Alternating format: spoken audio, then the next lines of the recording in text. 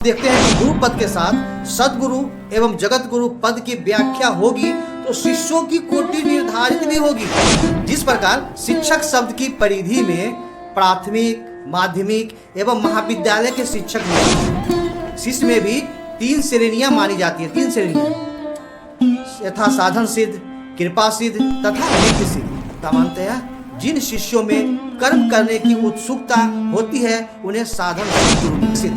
नित्य सिद्ध की श्रेणी में वे शिष्य आते हैं जो पूर्व सिद्ध हैं, उन्हें साधना की आवश्यकता नहीं पड़ती। गुरु शब्द का एक अर्थ होता है भारी या ओजनी। गुरु शब्द का अर्थ होता है भारी, किंतु गुरु शिष्य संबंध का तापमान एक शिष्य के द्वारा स्वयं मापा जा सकता है। कहा जाता है कि ध्यान किया नहीं जाता अपितु हो जाता। ध्यान की यही परिभाषा है तथा शिष्यता के ताप का मापक यंत्र भी यही है। प्रणाम, नमस्कार, वंदे मातरम। मैं गजेंद्र प्रसाद मधुबनी से आपका भाई, और आज फिर आपसे मिलकर बहुत ही अच्छा लग रहा है। और आज की कड़ी में आज हम सभी बातें करेंगे। आओ चले शिव की ओर से। और आज का विषय हमारा गुरु शब्द की परिधि में क्या क्या आता है, शिष्य कितने प्रकार के होते हैं। तो आइए आज की वीडियो की शुरुआत करते हैं और आप हमारे साथ बने रहिए इस वीडियो के अंत तक। गुरु शब्द की परिधि में सभी प्रकार के गुरु आते हैं। सभी प्रकार के गुरु आते हैं, जैसे सदगुरु, जगत गुरु। जैसे ही हम गुरु कहते हैं ये दोनों आ जाते हैं। जिस प्रकार शिक्षक शब्द की परिधि में प्राथमिक, माध्यमिक एवं महाविद्यालय के शिक्षक भी आते हैं। महाविद्यालय के शिक्षक भी आते हैं मात्र शिक्षक कह देने से। स्पष्टतः हम देखते हैं कि गुरु पद के साथ सदगुरु एवं जगत गुरु पद की व्याख्या होगी तो शिष्यों की कोटि निर्धारित भी होगी। शिष्य में भी 3 श्रेणियां मानी जाती है। 3 श्रेणियां यथा साधन सिद्ध, कृपा सिद्ध तथा नित्य सिद्ध। यानी शिष्य 3 श्रेणियों में विभाजित की गई है। साधन सिद्ध को गुरु साधना, क्रिया आदि से सिद्ध बनाते हैं। निकट बैठाकर शब्द से, स्पर्श से और वाणी से ज्ञान देते हैं। सामान्यतः जिन शिष्यों में कर्म करने की उत्सुकता होती है उन्हें साधन सिद्ध गुरु मिलते हैं। उन्हें साधन सिद्ध गुरु मिलते हैं। शिष्य साधना पथ में श्रांत और क्लांत हो जाता है तो उसे कृपा सिद्ध गुरुजनों का सानिध्य मिलता है। ऐसी स्थिति में गुरु मात्र अपनी कृपा अथवा दया से शिष्य को सिद्ध बनाते हैं। कृपा अथवा दया से। नित्य सिद्ध की श्रेणी में वे शिष्य आते हैं जो पूर्व सिद्ध हैं, उन्हें साधना की आवश्यकता नहीं पड़ती। मात्र गुरु दया से उनका मन शिव के आवेश से आवेशित हो जाता है। शिव के आवेश से आवेशित हो जाता है।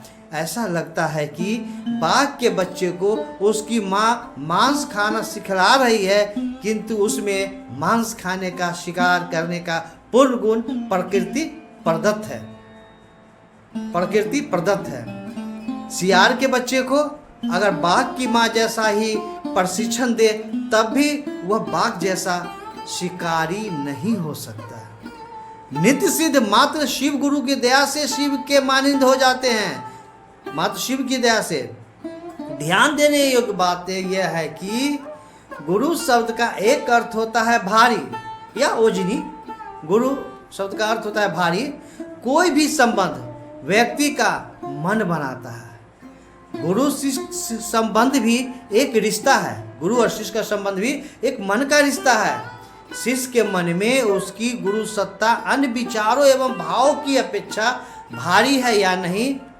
यदि भारी है तो गुरु से शिष्य के संबंध प्रगाढ़ होंगे, किंतु अगर जागती आकांक्षाएं और ऐसनाएं मन में गुरु से अधिक वजनी है, भारी है, तो गुरु शिष्य संबंध अत्यंत हल्का होगा और शिष्य पर गुरु की दया लगभग निष्प्रभावी होगी। कोई प्रभाव नहीं डालेगा। पुस्तकों में यह व्याख्या नहीं मिलती है, किंतु गुरु शिष्य संबंध का तापमान एक शिष्य के द्वारा स्वयं मापा जा सकता है। एक शिष्य जान सकता है कि हमें गुरु से कितनी ज्ञान मिली है, हम कितने आगे बढ़े हैं। गुरु अपने शिष्य के प्रति शिष्य भाव का तापमान एक गणितीय समीकरण से स्वतः मापा जा सकता है। एक गणितीय समीकरण से स्वतः मापा जा सकता है। जीवन की अवधि के एक पक्ष यानी 15 दिनों में से एक दिवारात्रि के समय में लौकिक एवं पारलौकिक सभी चिंतनों में से मिला जुलाकर गुरु के चिंतन में शिष्य का मन कितने समय लगा रहा, गुरु के चिंतन में कितना समय लगा रहा। जिस प्रकार अनेक व्यस्तताओं के बीच किसी प्रिय अपना के द्वारा दिए गए कार्य की स्मृति सतत अनायास बनी रहती है, उसी की भांति गुरु अथवा उनके द्वारा बताए गए कार्य का स्मरण शिव भाव की परिभाषा है। शिव भाव की यानी महादेव के प्रति मेरी ये परिभाषा है, होनी चाहिए। गुरु भाव की परिधि में एक व्यक्ति का मन 24 घंटे के दिन रात के अंतराल में कितने समय तक रहता है, इसे मिनट और घंटे में परिगणित किया जा सकता है। परिगणित किया जा सकता है यानी हम जोड़ घटाव कर सकते हैं कि गुरु के शरण में मेरा कितना समय रहा।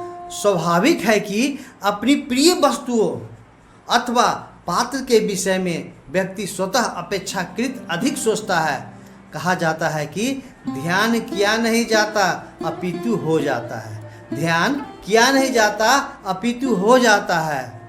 पत्नी और बच्चों के बारे में कोई पद्मासन या सिद्धासन लगाकर या एक निर्धारित समय में अथवा स्थान में सोचने की क्रिया नहीं करता। वे लोग व्यक्ति के ध्यान में रहते ही हैं। जो ध्यान में रहे उसके लिए सोचना क्या है। गुरु के प्रति शिष्य की प्रियता बरबस अपनी ओर आकर्षित करती रहती है और शिष्य गुरु के ध्यान में जागतिक भंवरजाल के मध्य भी शिव की याद में रहता है। शिव की याद में रहता है। सचमुच ध्यान की यही परिभाषा है तथा शिष्यता के ताप का मापक यंत्र भी यही है। एक शिष्य का मन शिव गुरु के आकर्षण में स्वतः गमन उनकी महती दया से ही संभव है। महादेव की महती दया से ही संभव है। अतः हम सभी ये प्रयास करें कि शिव गुरु की दया हम सभी पर बनी रहे और हम सभी अपने गुरु शिव की कितनी अधिक बात मानते हैं। यानी साहब श्री के द्वारा जो हमें बताया गया, जो समझाया गया कि अपने गुरु के परिधि में हमें रहना है, वो कितना रह रहे हैं नहीं रह रहे हैं, ये सभी यदि हम चाहें तो अपना जो जोड़ घटाव करके देख सकते हैं कि हम जागतिक आकर्षण में ज़्यादा थे या हम सभी महादेव के आकर्षण में ज़्यादा थे।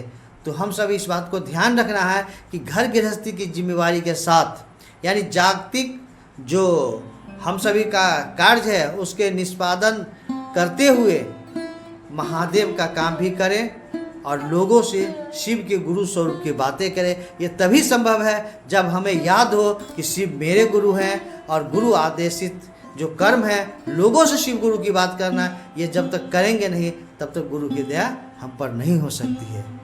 तो अभी हम लोगों ने जाना कि गुरु के परिधि में सदगुरु जगत गुरु स्वतः आ जाते हैं और शिष्य का कितना रूप है। अभी 3 रूप हम लोगों ने जाना ना। तो इन्हीं सब बातों के साथ जानकारी हम सभी ने प्राप्त किया और ये सारी जानकारी आपको आओ चले शिव की ओर में जो साहब श्री के द्वारा लिखा है वहाँ आपको मिल जाएगा। आपको निश्चित रूप से पढ़ना चाहिए और मैंने तो एक अंश बताया है, इससे भी ज़्यादा वहाँ आप प्राप्त कर सकते हैं। तो मिलते हैं फिर अगली वीडियो में, तब तक के लिए आप सभी को मेरा प्रणाम।